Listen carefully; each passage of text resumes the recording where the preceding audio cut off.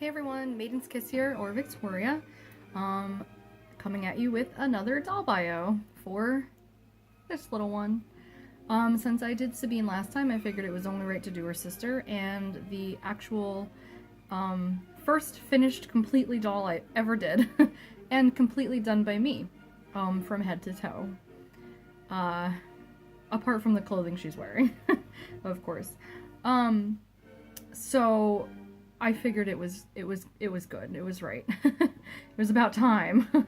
So this is Portia LeMieux, Sabine's older sister, even though she's smaller. She is the Doll Chateau Zora, who has never been restrung since I got her. She was posing like super cute. I have her. She's super jointed. Because Doll Chateau, of course. It's sometimes kind of tricky to get all the extra bits right. But see if it'll not focus. Anyway, this is her second face up. I recently redid her as I realized the gloss was crackling.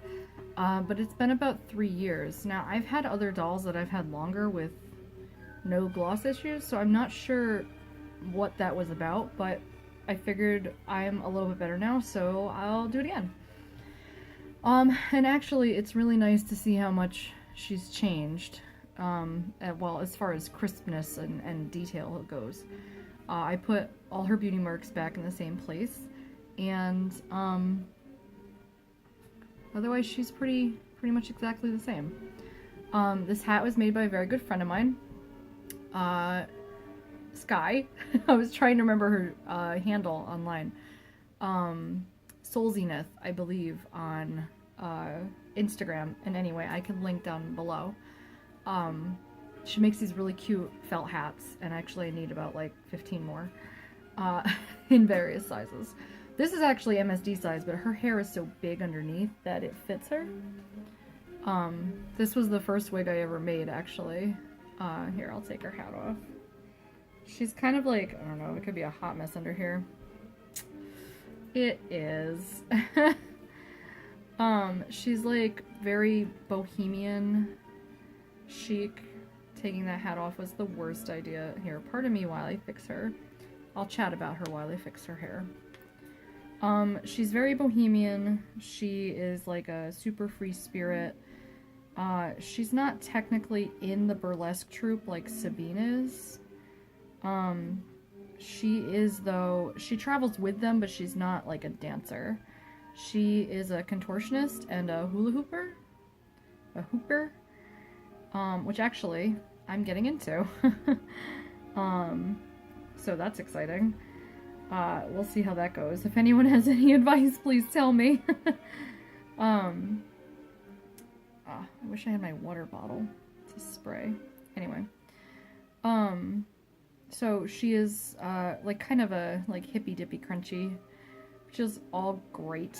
I have a few flower crowns I still need to make her, just to, like, really finish that out. This was supposed to be, like, her dance wig, like, when she was, or, like, her stage wig, but it kind of turned into her all the time I've never changed it wig. She has a very odd-shaped head, and it can be kind of a pain to find stuff for. So I'll have to make her another one when I'm making, I now have the dye I'm making Sabines out of, so I'll just dye some extra and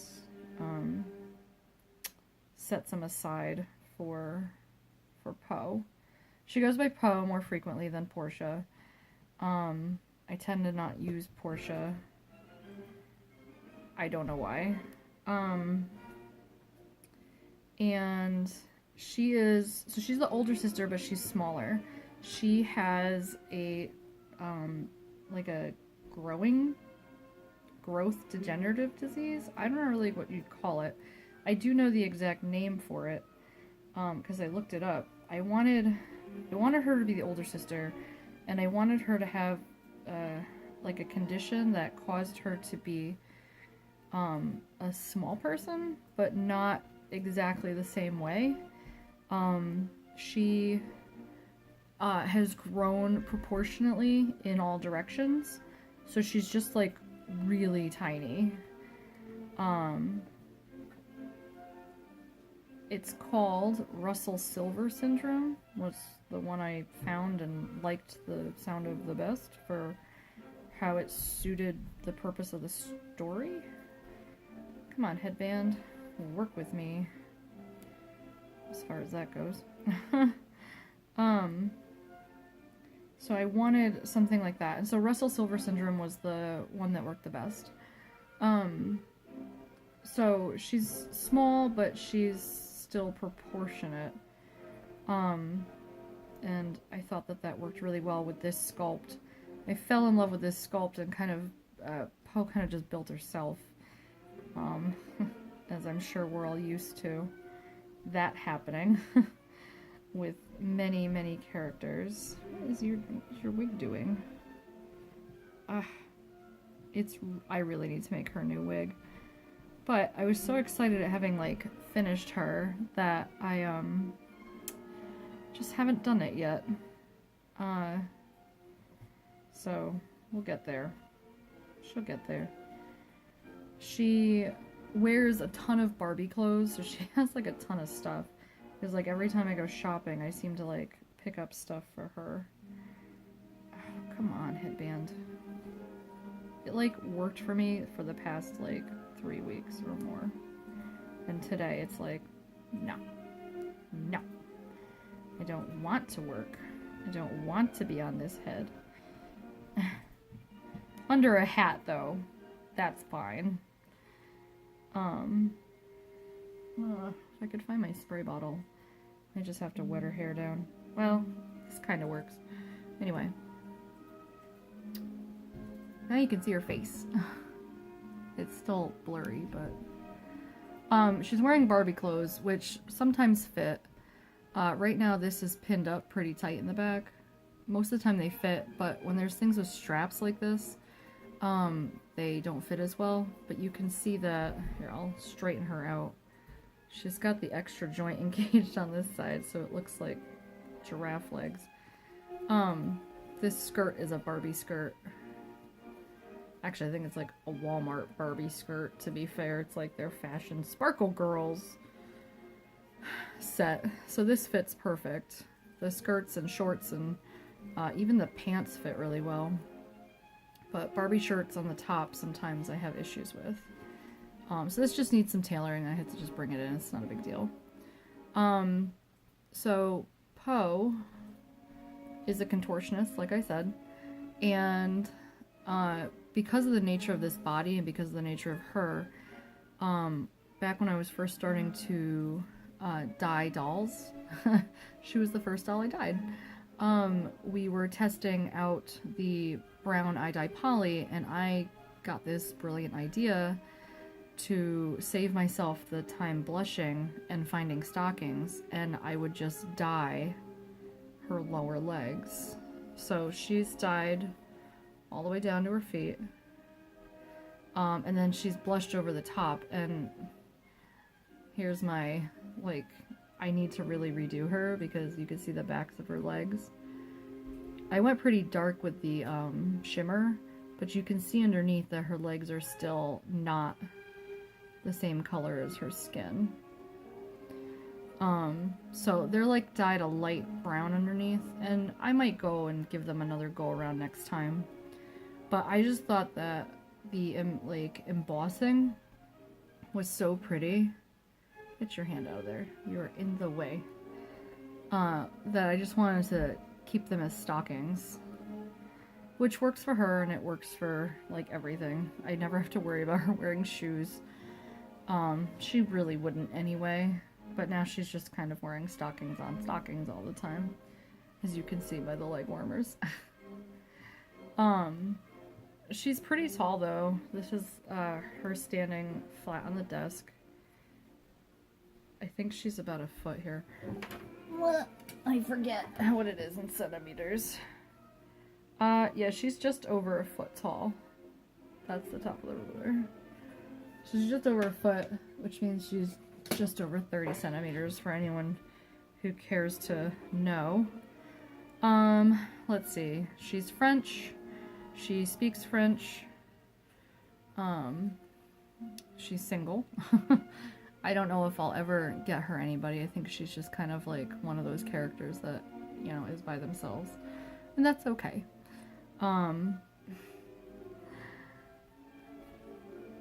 don't know. There's not too much more about her. I really love this sculpt. The posability is outrageous. Doll Chateau is one of my favorite companies for that very reason. She just so effortlessly goes into poses.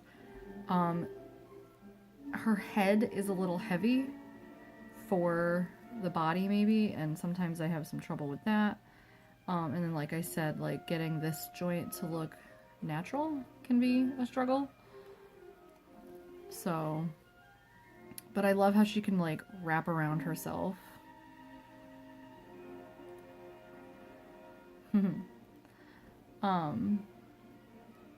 She is a natural ginger.